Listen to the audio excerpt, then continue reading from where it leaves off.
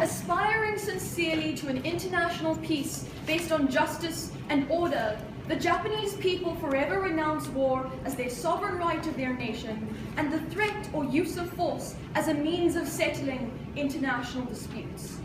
In 1947, Japan made an unprecedented commitment to the pursuit of peace, a commitment that has formed the bedrock of stability in the East Asian region for decades. This motion is nothing less than a reversal of that commitment and threatens constructive East Asian engagement. I am proud to oppose this motion because the risks are simply too great. So let's have a look at what's being provided to us by side proposition. Essentially, they tell us that they're going to allow this motion to occur when they have a 2/3 majority in Parliament and when they reach a national referendum. Realistically, in the short term, this is not going to happen. Why? You might get your 2/3 majority in Parliament because nationalism is an ever-growing force, but you're not going to get it from the people. And the reason is because, exactly as you told us, there is a culture of peace and a culture of non-aggression. So we think that realistically, they're supporting this model in a world that doesn't exist. Why then is their case in hot water? Because they painted us all of these problems that need to be fixed now. They told us about how China's involvement is threatening Japan's sovereignty as a state. They told us about North Korea's pressing threat that is provided to Japan, but provided us with a model that doesn't solve that threat in the short term because it doesn't exist in the real world. But finally, let's have a look at the state's ability to protect themselves they so prioritize in their proposition case. But importantly, we say that Article 9 specifically provides for protection. Like, the main point of Article 9 is that Japan is allowed to protect itself within reasonable limits, and they're not allowed to have an attacking force. What they're actually talking about when they talk about removing Article 9 is creating a force that has the ability to attack, not creating a sufficient defense force. We provide that on our side. No, thank you. So in my speech, I'm going to be talking about the balance of East Asian power, which directly clashes with what Rebecca was saying about China, and my second speaker is going to be talking about the effect on internal political discourse. So let's get into that. In the status quo, and some contextual analysis that was missing from side proposition, we say that East Asia is a tinderbox. This is a region that's fraught with historical context, conflict and contemporary disputes, particularly, ladies and gentlemen, when we're looking at the Sino-Japanese relationship. We think that there's a lot of resentment that exists because of successive occupations from Japan into China, but importantly, there are ongoing disputes over the Senkaku and Diaoyu Islands that are not going away and that exist right now that we don't need to provoke. But importantly, despite this tension, despite this tension, there's a balance of power that's predicated on two things primarily. I'll take you in a second. Firstly, the fact that there is the limited risk of real conflict at the moment, as with no disturbances. This is because, for most countries in the region, the cost of going to war outweighs the benefit of going to war, because that's a major disturbance in East Asian politics. We think that at the moment, the calculus of whether or not to go to war is shifting on the side of peace. But secondly, because we think that vitally the USA is acting as a counterbalance in this situation. There are over 80,000 troops deployed in East Asia by America. And the reason that they're there is because they're obliged by the Treaty of Mutual Cooperation and Security, which literally goes away when they implement their motion, if they can do that. So we think that the US is going to pull out because they now no longer have the treaty obligation that exists when we take away this policy. But importantly, we think that we reduce the certainty of intervention, right? It's the risk of US intervention that deters China from going into Japan in the first place. Alex? You're ignoring the fact that the threats to Japan are not in fact based on war, which they can defend themselves from, but are instead based on subtle aggression and nuclear intimidation, which they are not equipped to deal with. Okay, so we think, yes, those risks exist. My second subpoint is literally called the risk of escalation, where there are 4 levels of escalation that aren't military, and I will flag you when I get there, I promise. So my point about the status quo proves 3 very important things in this debate.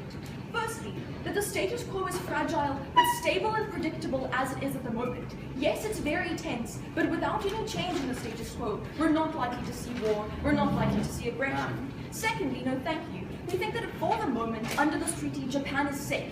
China is not realistically going to directly attack Japan. There is no real threat of all our war, of all our conflict in the status quo. But thirdly, and the most important conclusion here, is that realistically, Japan is never going to attack China. That would be a suicide mission. No country would do that, save perhaps the US. All this is, when you abolish Article 9, this is a symbolic, rhetorical act of defiance, an assertion of independence, and an empty show of force that can only provoke. They're talking about setting up an attack force that is never going to be used, ladies and gentlemen. This is a symbolic act that we're talking about. So my second subpoint is about the risk of escalation and what happens under their policy. This is where I'm flagging Alex's response to the Firstly, we think that there's a risk of military escalation because this is an act that is going to be perceived by China as an act of belligerence. The leadership in China are going to see this as a real threat to their national security, and they're going to have some kind of reaction. But, assuming that even if the leadership themselves don't perceive this as an act of threatening, as a threatening act, we think that they're still going to be forced to react, because in the eyes of the public, and in the eyes of the Politburo Standing Committee, to which the government has to answer, this is an act of belligerence. They're going to be having pressure from all sides. But then let's talk about how China is necessarily going to have to reverse their current steps that they were talking about. Yes, Xi Jinping has decommissioned 300,000 troops. We think that that's a massive effort in the way of peace. But under their model, what they have is Japan, who's beefing up their military and never realistically going to have China, who at the same time is reducing their military. That's not how China works. They have pressure from the people and they have pressure from the leadership. So we think that we're going to have China stopping their military de-escalation and stepping up to the very real perceived threat in China. Secondly, we're going to have a lot of diplomatic escalation. At the moment, there is an atmosphere of constructive engagement. Yes, it's tense, but it's getting better. They tell us that China is decommissioning their troops. Japan accepts the role of non-aggression. We have a situation in which economic engagement and diplomatic engagement are taking the hard line. We think that those are the kinds of engagement that are winning in the situation. What happens when Japan abandons their reconciliatory approach is this is going to be seen as an affront in East Asian politics. There's going to be some kind of diplomatic outcry. And because this is a military act, because Japan is updating its military and beefing up its forces, you're going to be putting diplomacy and economic negotiations on the back foot. The third level of escalation we're going to have is action, right?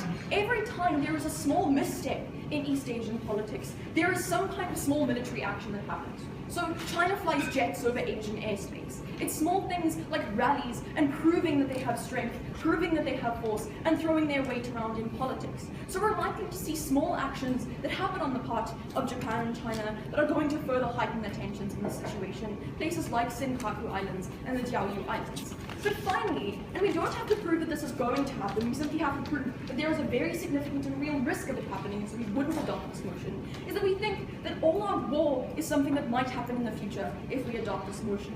With all sorts of other escalation, both sides beefing up their military, both sides putting economic and diplomatic relations on the back foot, and both sides going into each other's space in small ways like flying aircraft, you're going to have a risk of real war, you're going to have a risk of real conflict. Ladies and gentlemen, the risk is just too great. Because we would never adopt this motion, because China is never realistically going to allow Japan to take on the role of the aggressor, because this threatens the diplomacy of East Asian politics, and because this is a blatant ignorance of the culture of peace that exists in Japan, I'm very proud to oppose.